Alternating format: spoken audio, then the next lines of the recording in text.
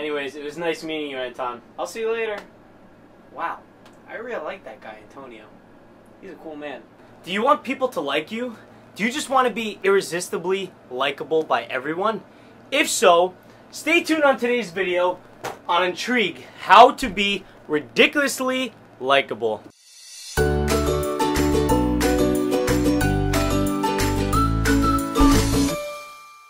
So, what makes people actually like us? That brings us to this thing called the similarity attraction effect. And basically what it says is, we like people who are similar to us. We like people who think like us. We like people who dress like us. People who look like us. We like people who are similar to us. We are constantly looking for people who are similar to us all around in order to get and find people who we may like. Where are the similar people? I can't find them. When we connect with someone on this level by liking the same thing, it makes us feel less alone.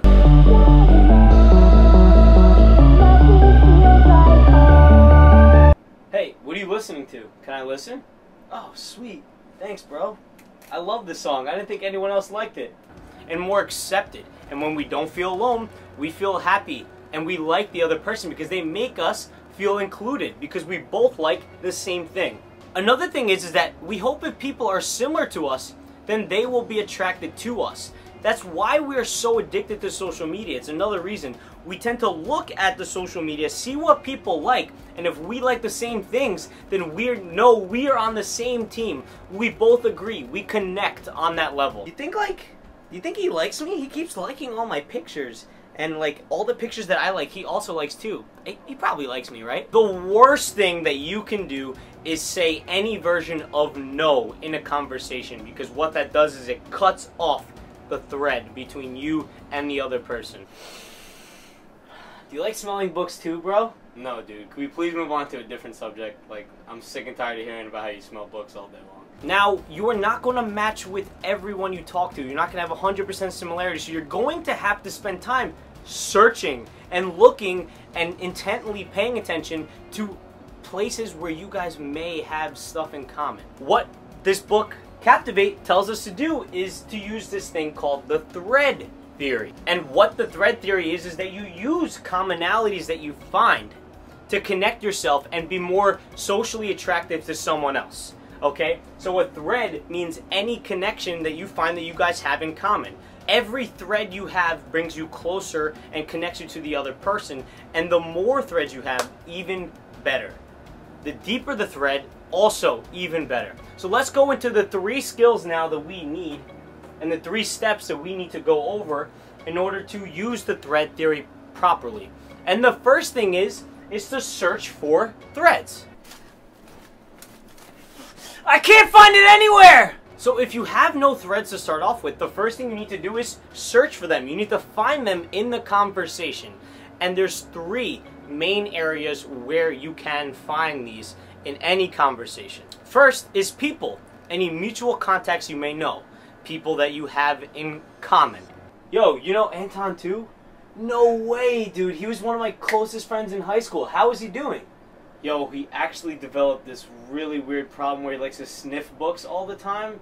I know, it's really weird. Just don't ask about it. But, yeah, he's doing fine. Friends of friends, people you went to high school with that are best friends with them now, whatever it ends up being. People you have in common. Next is the context of where you were meeting, where you are, why you were here, what brought you here, the things that led you up there, the things that you're wearing at the event, those types of things. Those are all part of the context and the environment that you can use to talk to the other person and use those things in common. We're both wearing the same shirt, that type of thing. And the last thing is interests, okay? Things that you guys have in common. We both like basketball. That's an example. Yeah, I just have this really weird habit where I go to guitar stores and I just look at guitars all day long. Oh my God, no way, me too! Those are the most powerful because they tend to be stuff that you care about passionately, so you are willing to talk about it a lot more, therefore making the thread deeper and deeper and making it stronger, the connection between you and the other person. Once we've used people, context, and interests in order to understand and make the threads happen by searching for them, now the next step is to follow that thread. So once you've started the thread, follow it as far as you can. And the tip that they give here is using a principle called the 5 whys, okay? And it's basically when you follow up a question with a why 5 times based off of the current question that you're asking. For example, so why do you like deodorant sticks? I don't know, I really like the taste of them. Why does it taste good for you? It tastes like chemicals and palm trees. Why do you like chemicals and palm trees? I like the chemicals because, you know, they're man-made, and palm trees because they smell nice. Why do you like man-made things? It really reminds me of how cool mankind is. Why do you think mankind is cool? We have done so much. You can keep going on and on and on with the 5 whys. It doesn't have to be stopped at 5. What you need to keep doing is to keep asking questions to go dig deeper and deeper. And that will lead you to other possible threads, okay? So you can thread from one thread to the other, make it deeper and deeper, and finding out more about the other person, connecting you and helping you find more similarities. Because it turns out you might be more similar to the other person than you had originally thought. The other reason why following the thread is important is because it gets you past small talk. And if some of these are conversation sparkers that get the other person to light up dopamine and make them like you more right off of the bat, like we discussed in previous chapters. The last step here, once you follow the thread all the way through, is to create a connection. So, why do you work at the library? I was hoping to get an entry-level book sniffing position. Oh yeah, I can definitely help you out. Add me on LinkedIn and send me your resume and I'll try to get you a position. It's when you are offering help, support, advice in any way, shape, or form. That connects you so much deeper because when you do something for someone else, they'll be more likely to like you. It's a psychological principle. And a quick bonus tip here is if you don't have any commonalities at all, ask the person to teach you about the thing you don't know about. Let's say they're a pro snowboarder and you know nothing about snowboarding. Learn about it. Ask them about it.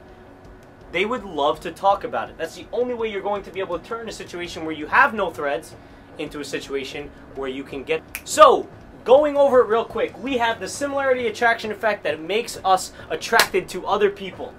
We have the thread theory, which is broken down into 3 steps. First, find threads, connections where you can connect yourself with the other person through similarities. Second is follow that thread. Once you've found a thread of similarity, follow it all the way to the end, go as deep as you can, and then lastly, create a connection with the other person. And if you had nothing in common with them, make sure to ask them questions. Guys, if you enjoyed today's video, make sure to subscribe to get more content like this. Make sure to donate to me on Patreon so I can keep making videos like this for you every single week. And guys, as always, remember to grow with the flow.